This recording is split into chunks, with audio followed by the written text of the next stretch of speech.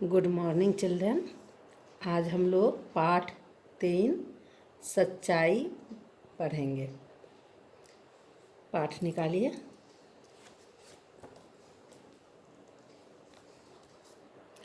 बच्चों, सच्चाई पाठ में गोपाल कृष्ण गोखले के जीवन से जुड़ी एक रोचक घटना है।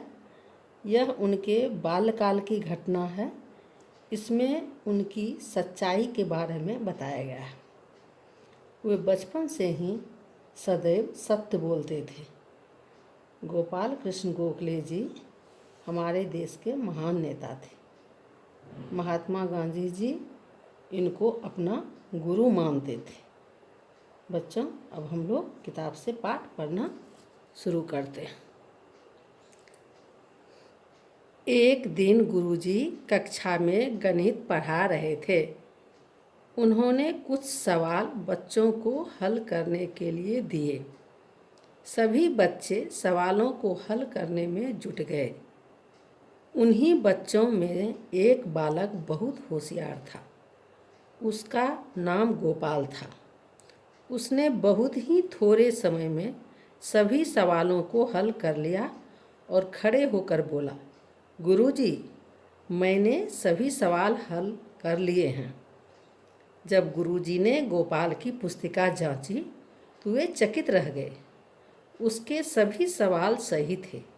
यह देखकर गुरुजी बहुत खुश हुए। उन्होंने गोपाल की पीठ थपथपाते हुए उसकी बहुत प्रशंसा की। प्रशंसा मतलब तारीफ। फिर उन्होंने सभी बच्चों को कुछ सवाल घर से हल करके लाने के लिए दिए और बोले, बच्चों, यह आज का गृह कार्य है। गृह कार्य मतलब बच्चों जो घर से करके लाने वाला काम को गृह कार्य कहते हैं। इन सवालों को तुम्हें स्वयं हल करना है। स्वयं मतलब अपने आप।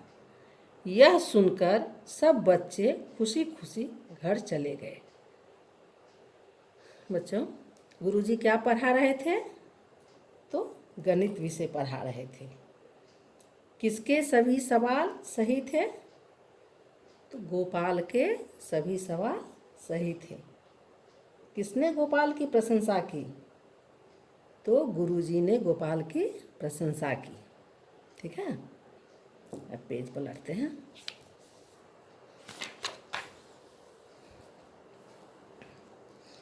गोपाल घर आकर सवालों को हल करने लगा। माँ ने गोपाल से कहा, बेटा, पहले खाना खा लो। गोपाल ने कहा, नहीं माँ, पहले यह सवाल हल कर लूँ। माँ ने फिर गोपाल को प्यार से समझाते हुए कहा, बेटा, पहले खाना खा लो, सवाल बाद में हल कर लेना। माँ, बस एक ही सवाल रह गया है। बाकी तो मैंने सभी सवाल हल कर लिए हैं, परंतु यह सवाल मेरी समझ में नहीं आ रहा है। गोपाल बोला। यह कहकर वह फिर सवाल हल करने लगा।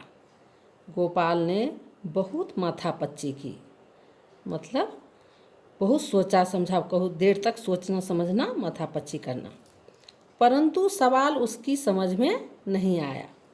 तभी उसका एक मित्र वहाँ आया। गोपाल ने मित्र की सहायता से वह सवाल हल कर लिया। सहायता मतलब मदद।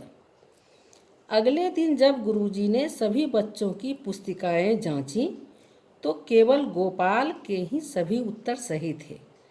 उन्होंने गोपाल को शाबाशी देते हुए कहा, बेटा गोपाल, मुझे तुम पर गर्व है।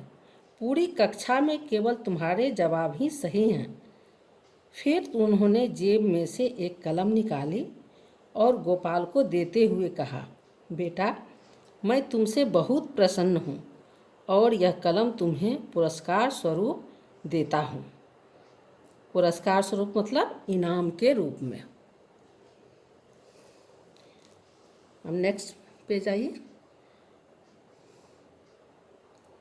गोपाल गुरुजी की बात सुनकर रोने लगा।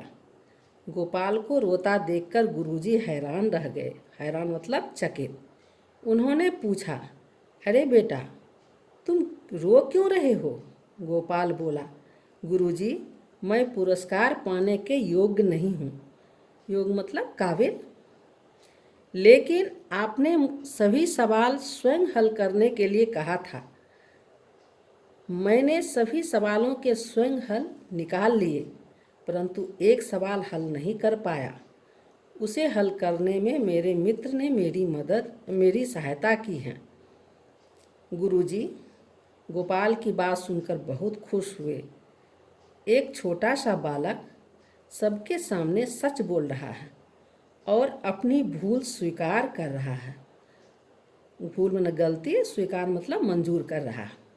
वे बोले, बेटा, यह कलम तो तुम्हें पुरस्कार स्वरूप लेनी ही होगी। पहले तुम्हें सवालों को हल करने के लिए पुरस्कार दिया जा रहा था, किंतु अब तुम्हारी सच्चाई के लिए यह पुरस्कार दिया जा रहा है। क्योंकि गोपाल सच बताया था, उसके सच बोलने के चलते अब कलम उसको गुरुजी दे रहे थे।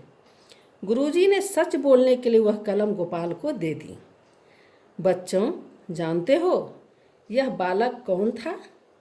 इस बालक का पूरा नाम था गोपाल कृष्ण गोखले।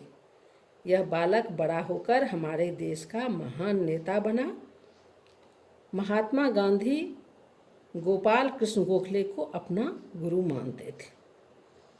ठीक है बच्चों, अब इसमें से मैं कुछ सवाल पूछती हूँ।